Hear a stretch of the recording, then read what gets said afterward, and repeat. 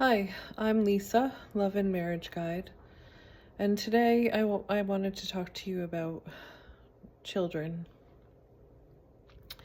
So, um, I'm a marriage and family therapist, and I'm also a parent, and um, I do internal family systems and family constellations, and I was trained in Gestalt therapy and emotionally focused couples therapy. So all of this is relevant to what I'm about to say, which is that um, we love our children very much, and sometimes we don't realize that if we don't love all aspects of ourselves, we project whatever it is that we're not loving onto our children unconsciously, and so much of it is beyond our control, even when we're aware of this, because I'm very aware of this. And I just realized yesterday that my son is kind of struggling with something very similar to what I'm struggling with, which is, thinking that he's weird. I often think that I'm weird compared to the people that are around me, um, who are not very emotional and not very in touch with their emotions. And so sometimes I come off as intense, um, passionate. Passionate is a good reframe for my fiery passion. And so sometimes that makes me feel weird and different and like kind of rejected, which is what I experienced growing up in my family, and it's really kind of very present for me right now.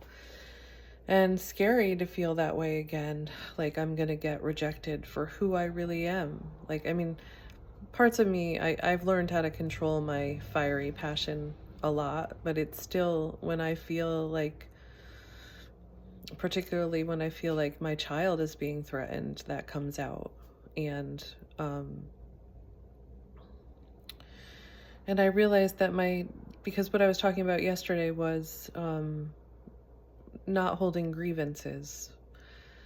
And we hold grievances when we feel like people are hurting us or our children, because we get very protective and defensive and sometimes aggressive.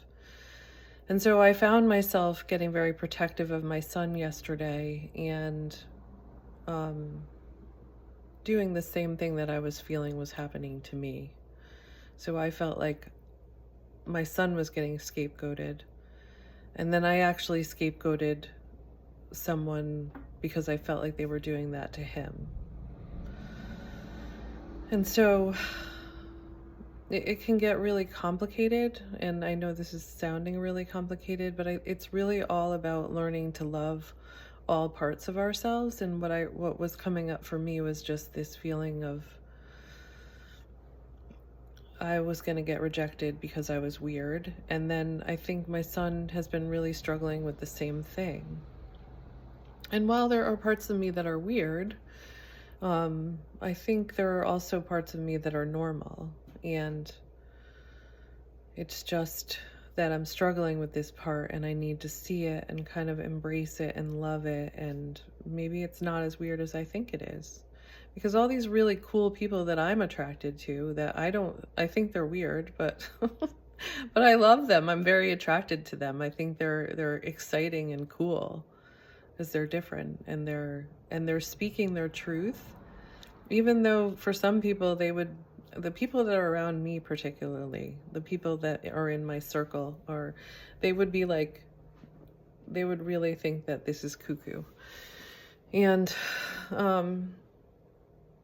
so I'm just saying what I think is important is that we love and embrace all aspects of ourselves so that our children can do that, because we love them very much and we don't want them to be struggling with that. Although we all have struggles and they make us who we are. I think that the other danger in that, and I guess I'm scared too, is when we reject these parts of ourselves, our children reject these parts of themselves. And I think sometimes it's hard to live in this world as a sensitive person.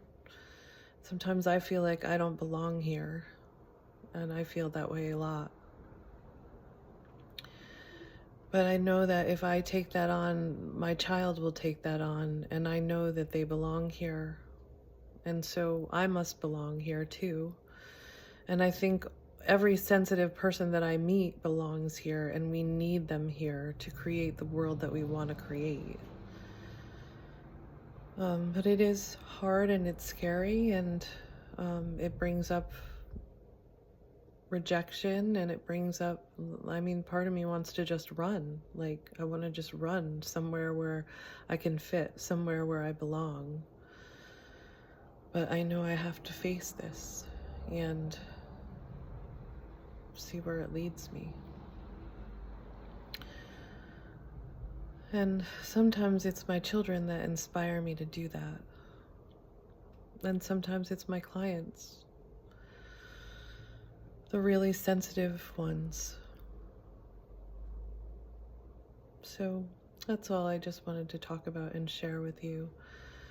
And I guess also how hard it is, and that I struggle too, even though I'm a therapist. I think some people don't realize that their therapists are people too, and we're struggling with things too. And a lot of times we go into this work because of our own hurts and our own wounds. And it's particularly hard to be there for other people sometimes when we're struggling with our own stuff. And I have to work today, and it is hard because my stuff is like right here. But I guess I just wanted people to know that, because, you know, sometimes we need people to inspire us to move on and to go on. And sometimes we need to know that it's hard for other people too. And we can be there and inspire each other and let each other know that we can do this. So if you like this video, please subscribe to my channel. Thank you.